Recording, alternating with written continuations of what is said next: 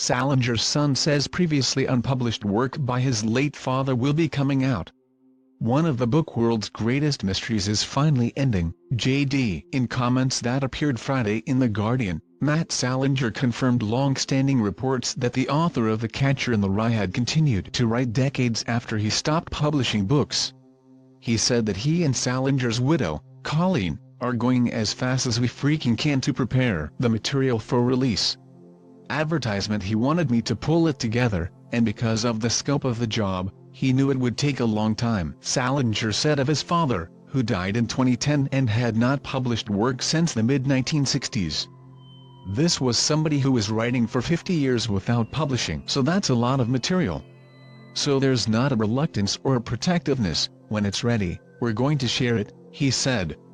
Salinger, who helps oversee his father's literary estate, says any new work might be years away and did not cite any specific titles or plots. He did indicate that the Glass family made famous in such fiction as Franny and Zooey would be seen again.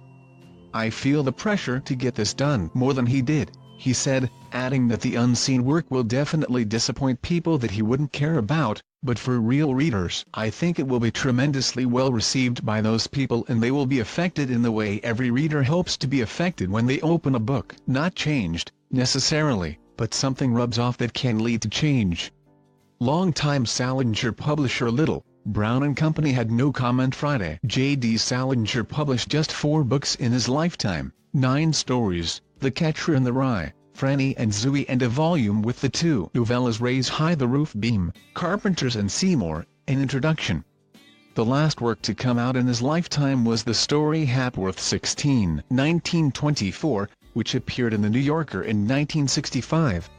Salinger rarely spoke to the media and not only stopped releasing new work but rejected any reissues or e-book editions of his published material.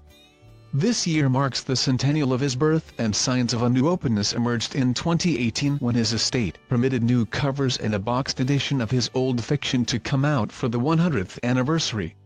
A Salinger exhibit is planned later this year at the New York Public Library, and other promotional events are in the works. Over the past half-century, rumors and speculation intensified over if any new books existed and if they were of publishable quality. A former lover, Joyce Maynard, and Salinger's daughter, Margaret, have both contended that the author continued to write books, allegedly stored in a vault in the author's home in Cornish, New Hampshire.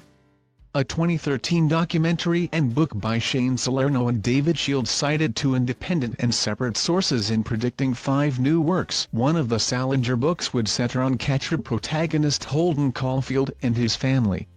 Others would draw on Salinger's World War II years and his immersion in Eastern religion.